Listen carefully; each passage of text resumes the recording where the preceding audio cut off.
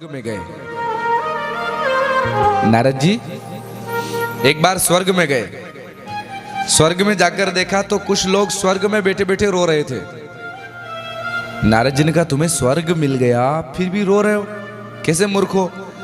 तो उन स्वर्ग में रहने वाले लोगों ने कहा, उन पितरों ने कहा कि हम इसलिए रो रहे हैं क्योंकि हमने पुण्य किया तो हमें स्वर्ग मिल गया, पर ये पुण्य ज्यादा दिन रहने वाला नहीं है, क्योंकि हमारी जो संतान है, हमारा नाती पोता बेटा जो है, वो पुण्यात्मा नहीं है। वो आए दिन शराब पीते हैं, अंडे खाते हैं, मांस मछली खाते हैं, गलत काम करते हैं, गलत संग करते हैं, झूठ बोलते हैं, लोगों का पैसा खाते हैं, जमीन खाते हैं, धोखा देते हैं, परस्त्री गमन करते हैं। तो ऐसे हमारे ये बालक हैं, नाती पोता बेटा बेटी, तो ये जो काम कर रहे हैं इनके कारण हमें भी पाप लगेगा और हमारा जो पुण्य था वो समाप्त होने वाला है। हमारा पुण्य समाप्त हुआ कि उनके कर्मों के कारण हमें भी नरक में जाना पड़ेगा।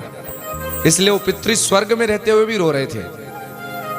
नारद जी ने कहा ठीक है। वहां से नारद जी नरक में गए और नरक में देखा तो एक कुएं में नीचे अंगारे, ऊपर से गर्म तेल डाला जा रहा था और कोड़े मारे जा रहे थे, पर वो उस कुएं में कुछ पितृगण ऐसे थे जो नाच रहे थे।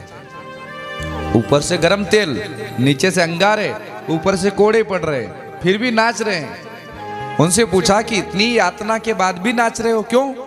तो उन्होंने कहा, हम इसलिए नाच रहे हैं क्योंकि ये यातना ज्यादा दिन रहने वाली नहीं है। हमें साफ दिख रहा है कि हमारे कुल में जो बालक हुआ है, हमारा जो नातू हुआ है, पोता हुआ है, वो इतना भगत है कि आए दिन तीर्थ यात्रा करता है, कथा सुनता है और उसका पुण्य हमें मिलता है।